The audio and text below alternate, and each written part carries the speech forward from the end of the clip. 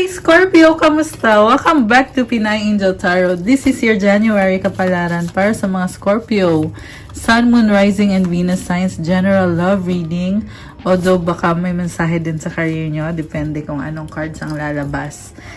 And Happy New Year mga Scorpio! Kamusta kayo guys? Comment present para alam ko nanonood kayo. Comment nyo din yung location nyo. So ready ko lang yung mga cards nyo. Kung kailangan nyo po ng gabay, pwede kayong magpa-private reading sa akin. Message nyo lang ako sa Facebook page ko, Pinay Angel Tarot, or sa Viber or sa WhatsApp. Nasa description box po yung contact number ko. And for those na nagtatanong about crystals, you can message me sa Instagram. Tingnan nyo po doon kasi nakapost po lahat about crystals. Kagaya ng nakikita nyo dito sa table ko at yung mga suot kong crystal bracelets. Ayan. So,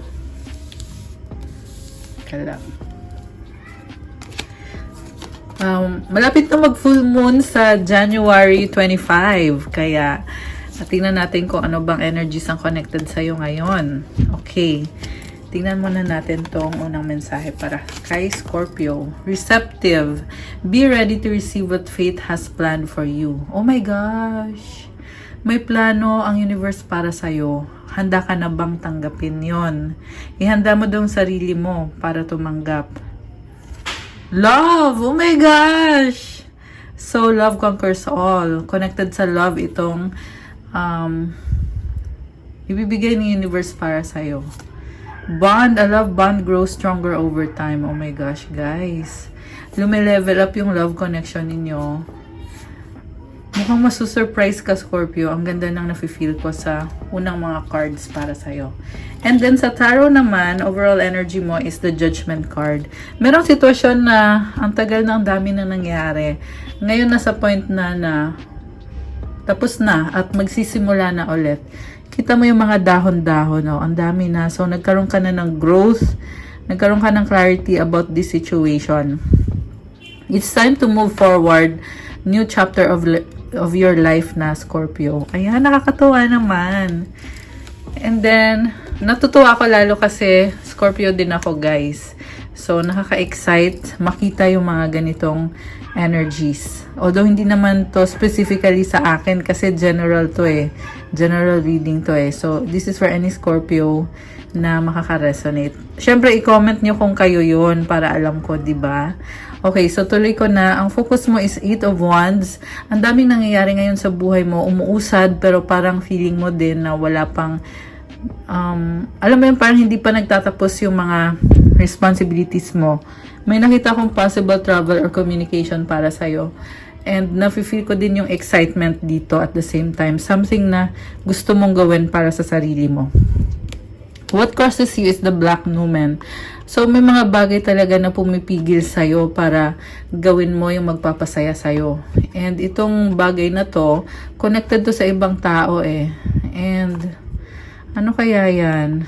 This is something weighing you down. Or, alam mo yon, you know what? I feel like, kailangan mo lang talagang ipagpatuloy kung ano man yung mga responsibilities mo or yung plano mo, Scorpio. Kasi, fear kasi to eh, sa nakita ko dito. And yung fear naman, andyan naman yan lagi. Kahit natatakot ka, ang mahalaga, move forward. 'Di ba? Okay. So, what lies below you is King of Swords. Alam mo, natututo ka ngayon. Nagkakaroon ka ng clarity, very logical ang isip mo ngayon. Which is very nice. What lies above? Knight of Swords. Oh my gosh, ang bilis na energy. So, meron kang in-explore ngayon something new. What lies behind is the Hierophant.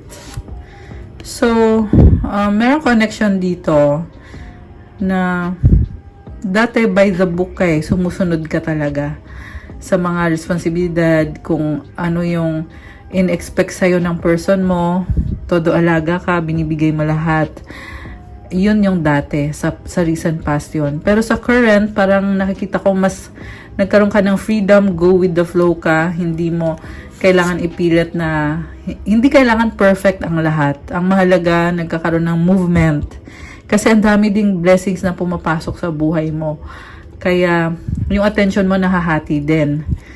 And then, sa near future, nakita ko dito, parang iniisip mo eventually, tatapusin ko na itong connection na to. Kasi ang dami kong natutunan and uunahin ko yung sarili ko. Sa ngayon, andyan ka pa rin, oo, pero iniisip mo, balang araw, baka magtatapos na tong connection na to. Ibig sabihin, may nakikita kang red flag kung bakit nagbago yung ugali mo or yung treatment mo sa taong yan. And iniisip mo din na balang araw, mag-iiba na. Kasi, ang dami mo nang pinagdaanan. Sabi ko nga kanina, di ba, ang dami nang nangyari dito. Nag-grow ka na eh. Okay, so, ang supportive energy is 9 of Wands. May nakita ko naka-block dito. Nagsaset ka ng boundaries and pinaninindigan mo yung paniniwala mo kasi alam mo na tama ka. Tsaka ang dami mo na kasing pinagdaanan. Dumaan ka na sa struggles na matindi, frustrations. Alam mo yon, kita mo tong bundok. Pero bakit pag ganun siya, oh? So, I feel like baka paalis ka na sa problemang yan. Yan yung nafe-feel ko. At the same time, nakikita ko dito na si stress ka.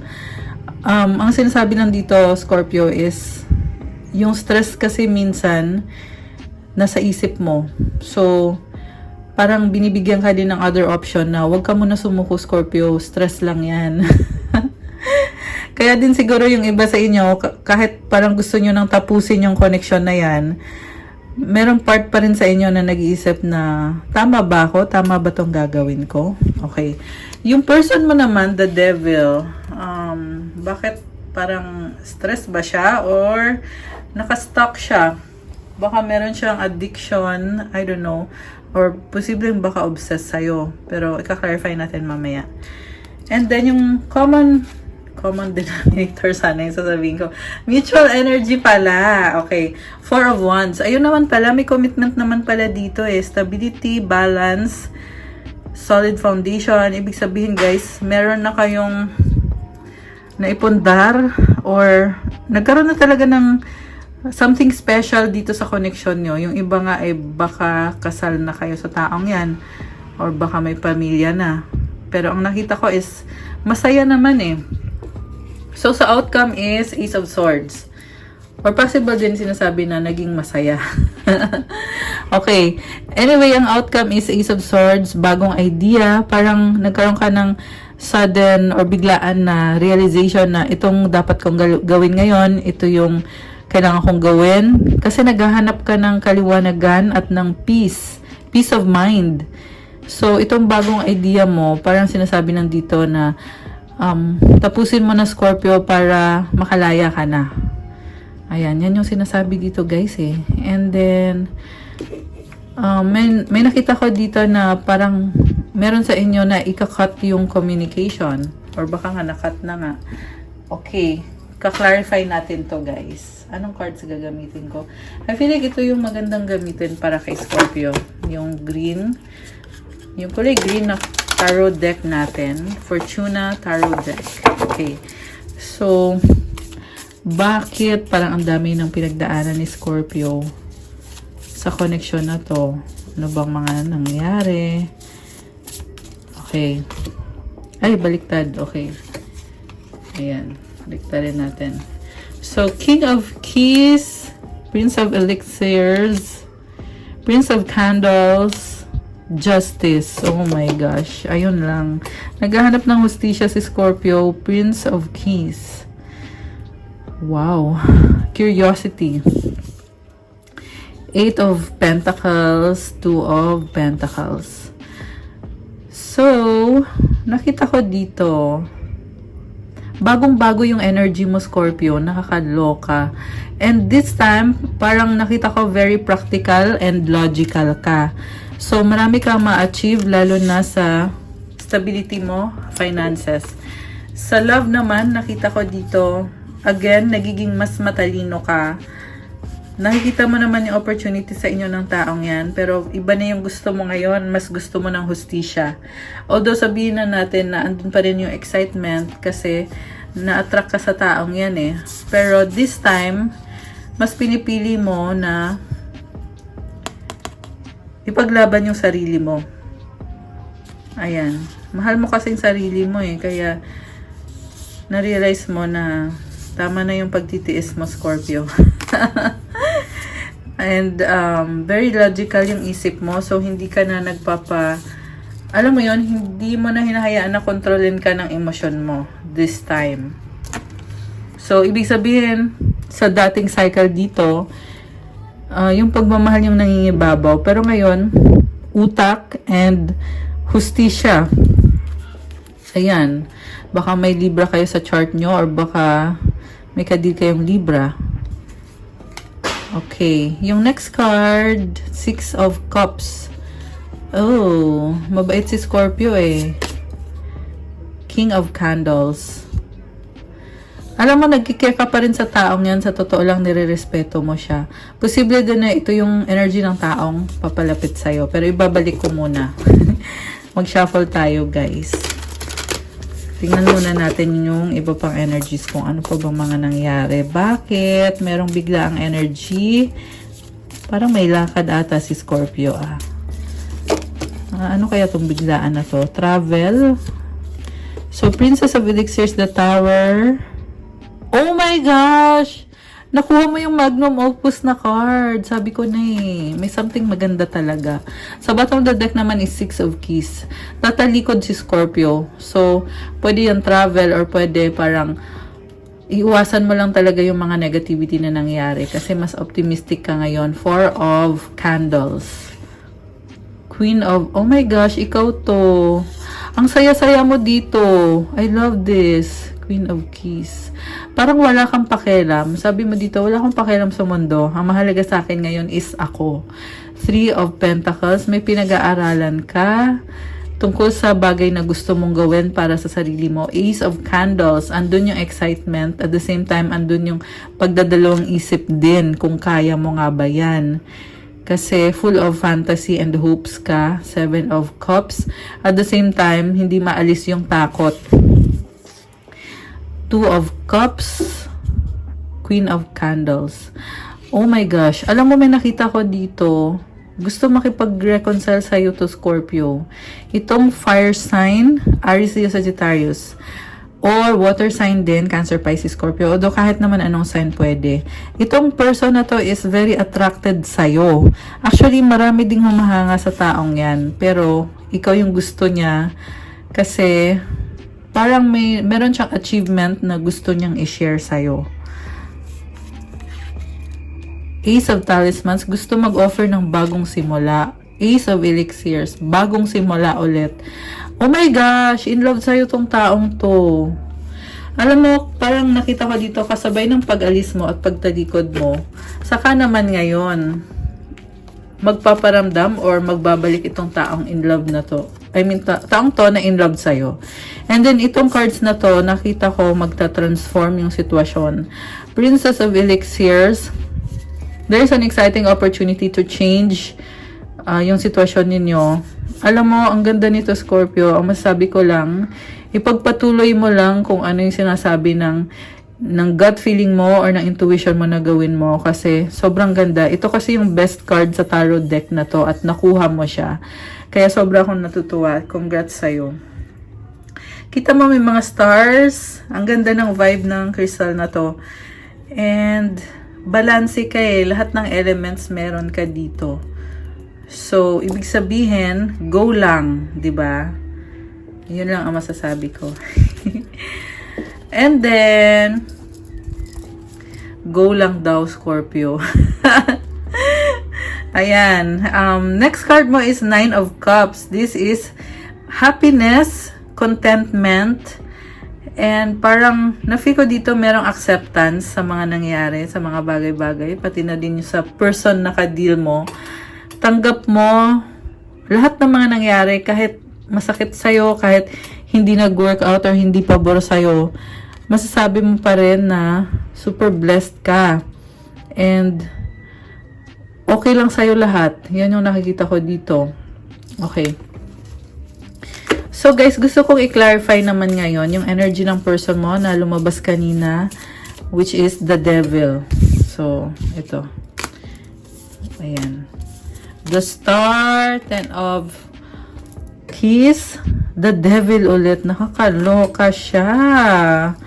Okay, so una sa lahat, itong person na to, hoping na matapos na kung ano man yung hindi okay sa inyo kasi parang attached na sa'yo tong taong to eh. Yeah, I feel na there is attachment. Pero may energy din dito na parang feeling niya hanggang sa wish lang. So, ayan, obserbahan mo din guys kasi baka wala din namang effort na gagawin tong taong to, hanggang wish lang. Although nakita ko naman na minamanifest niya, meron kasing infinity symbol. Posibleng pinagdadasal niya yung sitwasyon na magkaroon ng transformation. Kasi, like I said, there is attachment. Yung iba, meron kayong ka-deal na Capricorn. Okay? Or, this can be any sign. Meron ding energy ng air sign, Gemini, Libra, Aquarius. Lalo na yung Aquarius. Okay.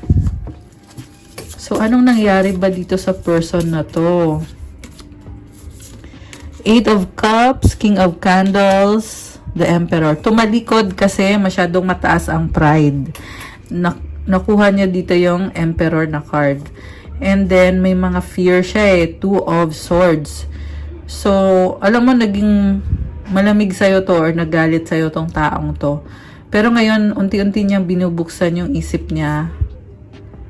Kasi ayaw niya magka-problema, 4 of Swords, or 4 of Keys. Or baka nga, dahil sa ayaw niya magka-problema, kaya parang pinapairal niya yung pride niya.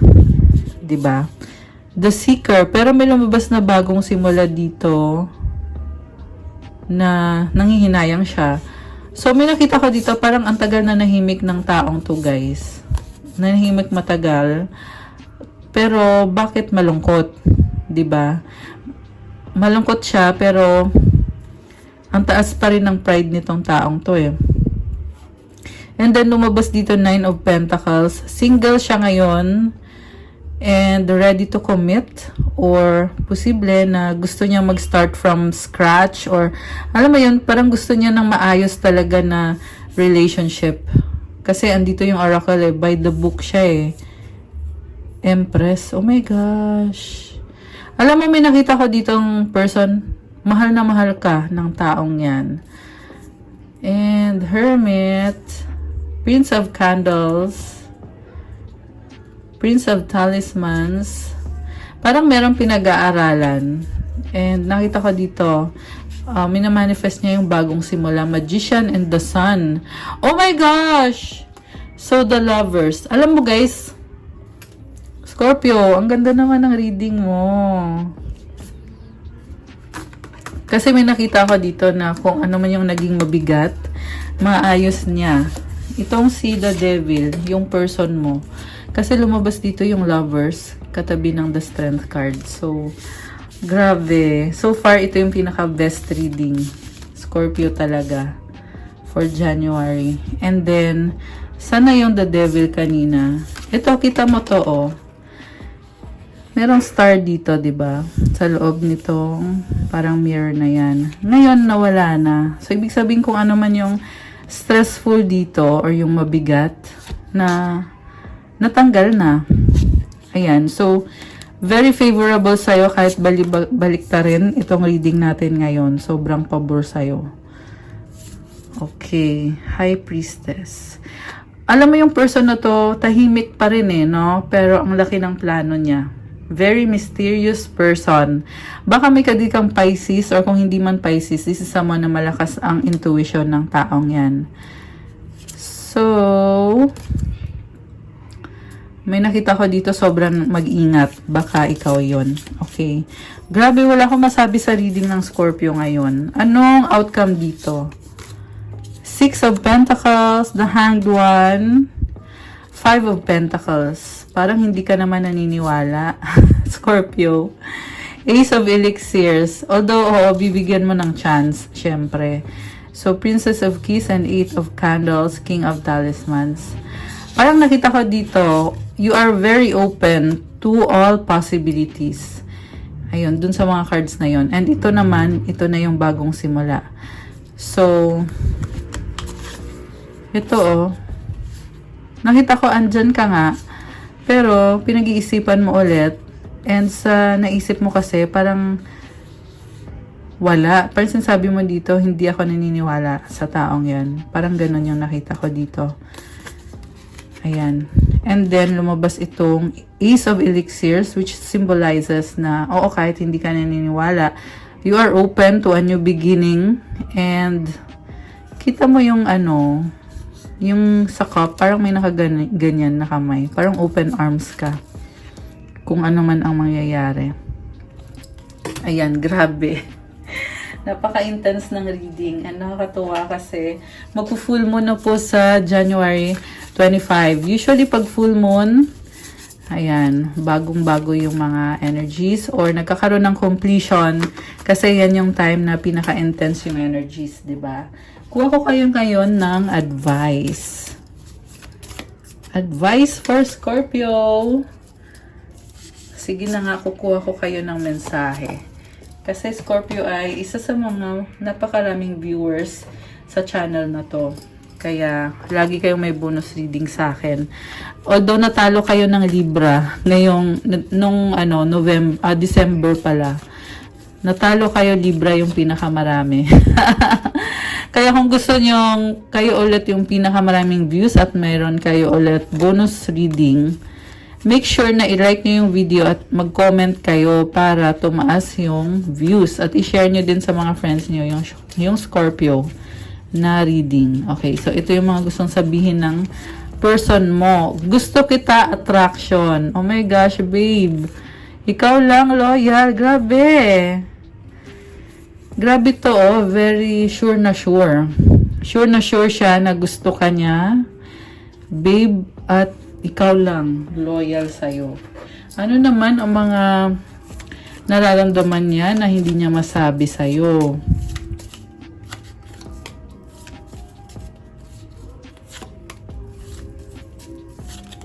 Uy, umalon pa ah. Okay. You are my peace. Oh my gosh. Nakakaloka. Charot. People don't believe in me. Sabi ko nga parang hindi ka naniniwala sa taong to eh. 'Di ba? Scorpio, no? I want to talk to you. Oh my gosh. Gusto ko makausap ng taong to. Grabe! Nakakaloka. Okay. Dagdagan natin. Oh my gosh, I love you unconditionally sa bottom of the deck. Pero, hayaan natin yan. Tingnan natin kung lalabas ba yan ulit. Okay. Kuha tayo ng another. Ayan. Kung gusto nyo magka-bonus reading ulit, dapat panoorin nyo hanggang sa dulo yung video. At syempre, i-like nyo, mag-comment kayo, mag-share nyo. Oh, nag-flip. Huwag mo na.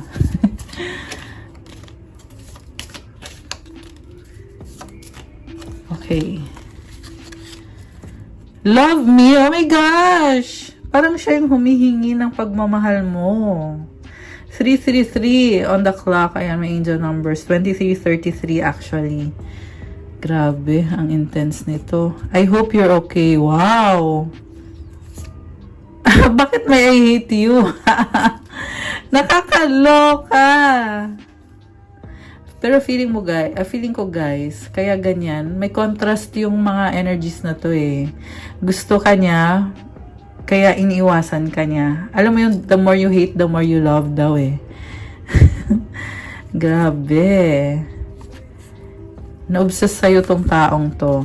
Okay, ito, tingnan natin. I'm not available. I'm so attracted to you. I know I was a distraction from your pain. Oh my gosh. So, moon card. Expect powerful change. Oh my gosh! Grabe, Scorpio. Nakakaloka. Ikaw na. Charot. Ikaw na talaga. Kita mo yan, oh. Powerful change. Nag-eclipse talaga. Grabe. And ang advice sa'yo, positivity. I love this.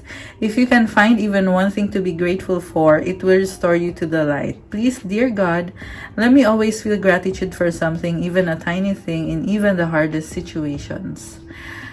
So, magpasalamat ka daw. Kasi pag ginawa mo yon, babalik yung light, yung positivity sa'yo.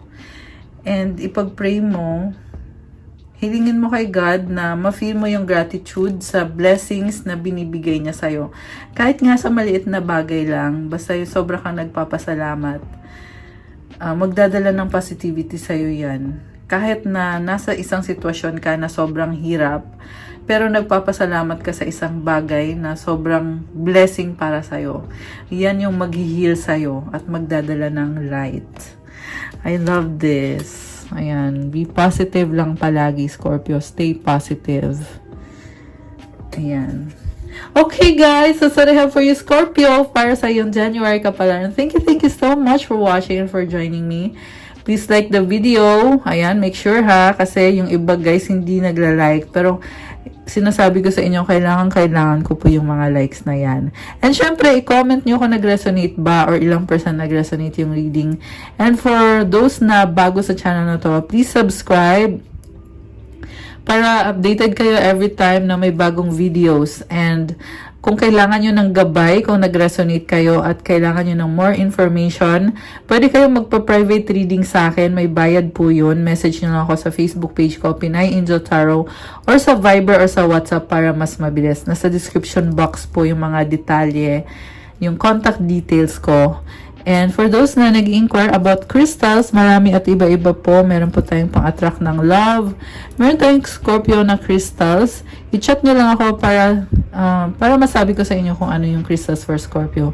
Syempre, yan yung malachite and yung obsidian. For Scorpio po yung mga yan. Pero maliban dyan, marami po pong iba for Scorpio. Yung rose quartz, para din yan sa Scorpio for opening of your heart chakras.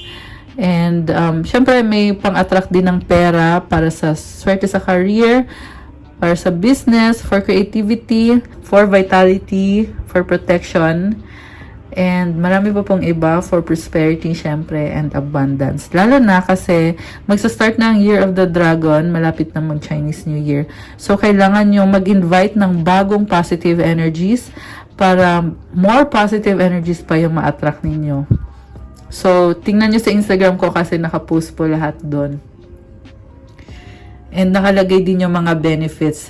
Kasi alam ko na marami sa inyo ay hindi pa nakakatry or mga first timer pa kayo sa paggamit ng crystals. Ang crystal po iba-ibang origin, galing pa yun sa iba-ibang bansa. So, lahat po pag galing sa akin, may blessing na po yan. Dumaan na yan sa ritual and may ano yan, specific intentions para lang sa'yo. So, yan yung pinagkaiba ng crystal ko sa ibang binibilhan ninyo. Ayan, kasi alagang-alaga ko ang mga yan, guys. At I make sure na sa best condition siya bago ipadala sa'yo. At ready siya para gamitin mo. Ayan. Message nyo na lang ako. Thank you again, Scorpio. Have a good day. God bless you all. Stay safe, and I'll see you again soon. Bye!